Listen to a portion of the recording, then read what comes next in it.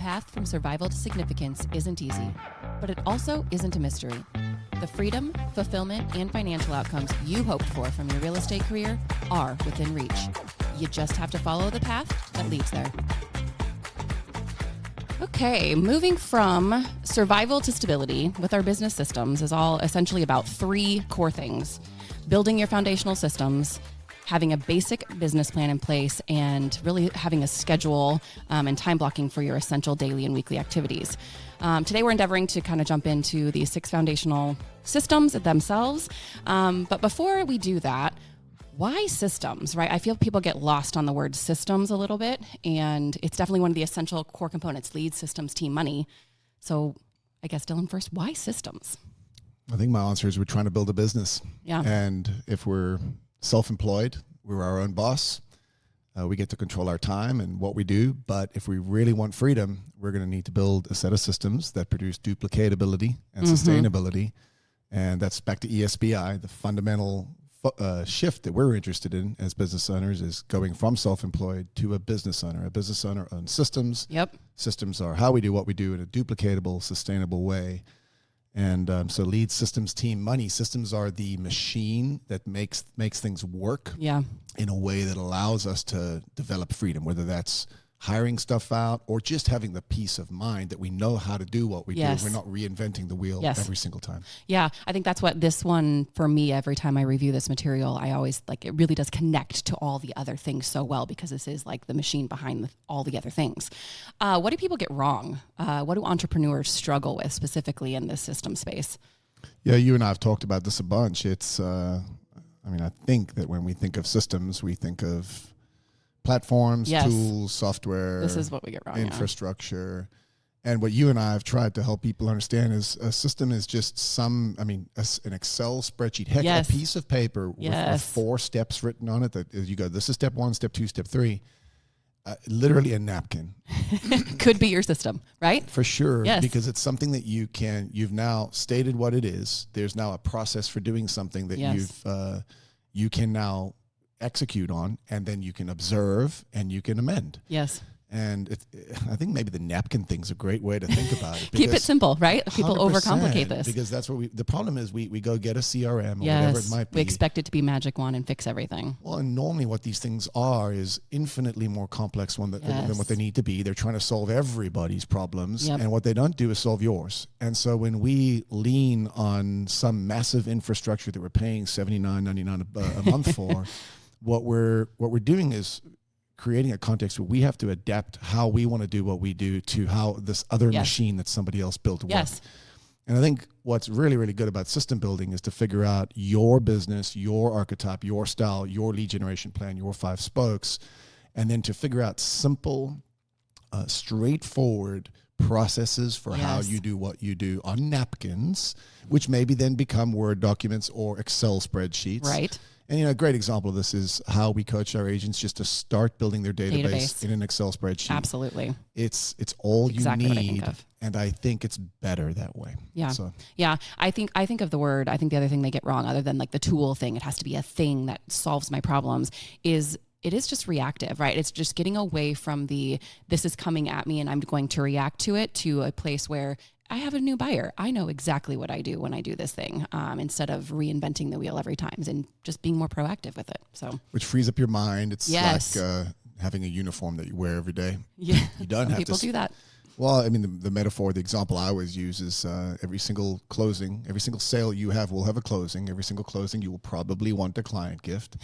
And I remember trying to it's great to come up with something personal and customized. Yeah.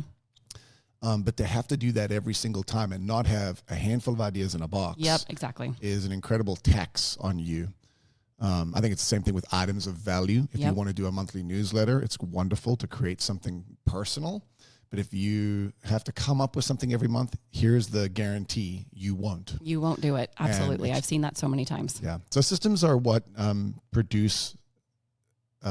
I think the machine is the right way to think about it. You build a machine that helps you do what you do, so you can systematize the predictable to focus on the human experience. Yeah, I think it's taking your foot off the lever of control, letting some things run without you. So our 6 foundational systems. Let's jump in. I want to say them all first: database, 5 spokes, presentations, listing marketing plan, buyer seller service plans, and transaction management. So with those 6 in mind, help me stay higher level on this and not get too in the weeds. But kind of why these 6? Why are these the 6 things that we're saying you must have in place and systematize to move to that stability place? Well, we're all running different businesses, and it's going to look different for all of us. And, you know, we start with different archetypes and different strengths and different lead generation plans. Yeah. But there are certain fundamentals that no matter what, no matter who you are, right? Every real estate agent is going to need certain things. They're going to need a place to keep their people because we're in the people business, and you're an idiot if you just go transaction to transaction to transaction without creating a space where you focus on your relationships. And keep the people, Yep. You're going to need a plan of action, especially in the first few years. You're going to need to be very, very clear and articulate about where you're going to go get leads because you're in the lead generation business. Yep. And if you don't have an action plan to go and generate opportunities, you will die. Yep. Presentations, because especially in the environment that we're in today, every buyer and every seller now, we have to go and demonstrate to them our value proposition up front. And so if you're coming up with that on the spot, you are, well, number one, you're probably going to lose a lot of listings. Number two, you're going to spend a lot of time trying to package stuff for these presentations every single time. Takes you so much time. Yeah. They say never practice at the table with your people, 100%. Right? Yeah. And that's where we win our business. That's where we get to shine. That's our stage time to go and win the opportunity. Listing marketing plan, because we're listing agents last. And there's a lot of, well, frankly, a great agent does actually have intentionality about how they go about marketing a listing. Yeah. And that's not just the, get it to Zillow, get it to the MLS, take professional photos. That's the communications. It's the ongoing care for these sellers as they go through, especially in today's market, more tenuous and extended listing marketing times. Buyer and seller service plans, because that's what we do. Right. Like this is what you actually do. Everything we did before that was to get the opportunity to shine.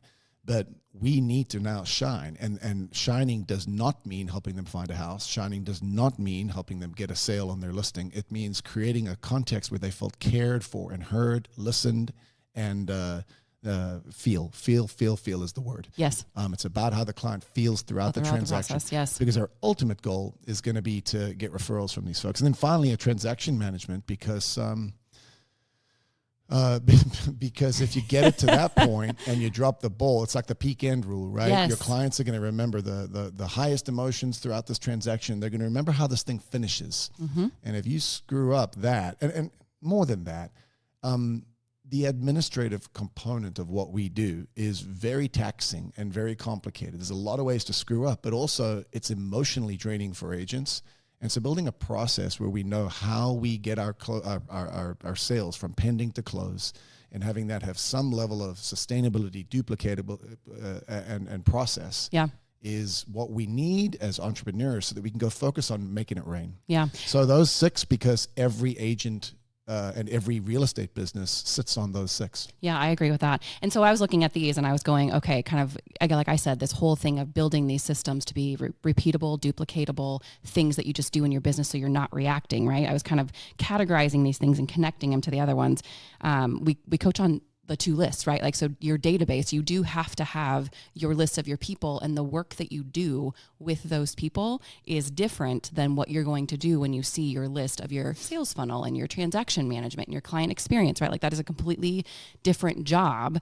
So having the place for those things is essential, right? Like, and I think it's so conflated in so many people's minds as far as like the why you need to have those 2 things and how they're separate in the work that you do. We made that up. And I don't think the industry has, I think the industry needs to know that phrase, 2 separate lists. Yes. Because we do fail to recognize that our list of relationships is fundamentally different than our list of transactions and prospects, and they require completely different types of engagement, different value propositions. And we do kind of just bundle them all together. So We talk to our past clients like they are going to buy a house tomorrow, and that weirds them out. So weird. And we talk to sometimes our database members who raise their hand and say, I want to buy a house. And then we forget to engage in the sales side of it a little bit. Yeah. And they're like, okay, do you not want to serve me? Yeah. So now I love the 2 lists idea. I think it's key. And it's not just... it's not an infrastructure thing. It's not just about the technical aspect of separating them. It's a psychology thing. Yes. It's that I have 2 separate hats and jobs that I have as it relates to all the people that I interact with. And one of them is a sales hat where I serve people through a transaction. And the other is a sales hat. Yep. That's about investing in long-term relationships with the goal of referrals.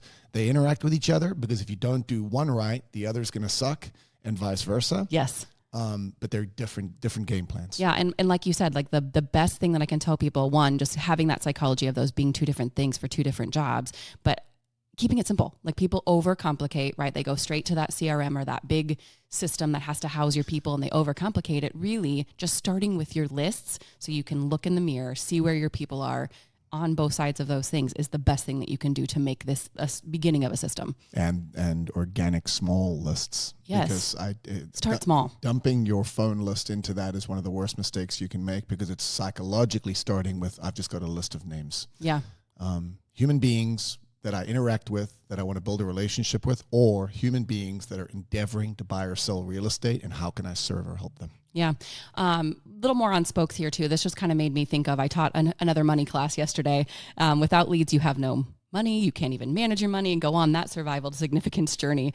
So 5 spokes here, like this system it doesn't have to be complicated either, right? So it's identifying the things that you are going to do to intentionally fill the top of your funnel, and then occasionally looking at what's working, right? It's about the ROI, what's working, what's not working, and adjusting, not all the time, because I think that's the problem where people don't even create a system with their 5 spokes is they adjust too quickly rather than going, okay, give it time to work. What's actually working?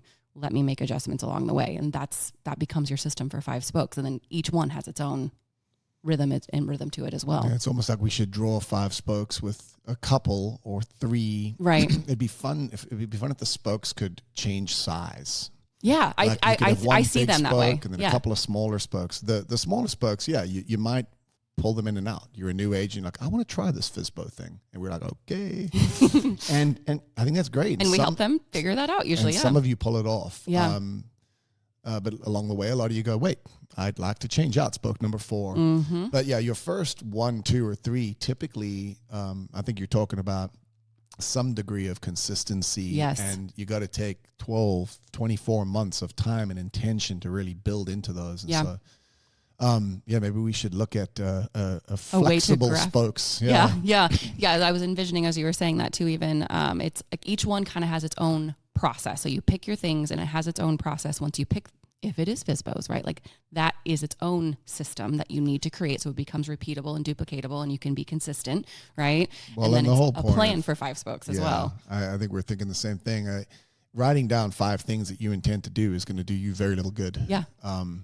What I love about how you've built the 5 spokes is it's not just labeling the 5, it's getting into an intentional, stated, actionable plan that includes, frankly, daily, weekly, and monthly inputs and activities of what you're going to do. It's really not rocket science, but it's like anything else in life, right? I'm going to get fit. Okay, great.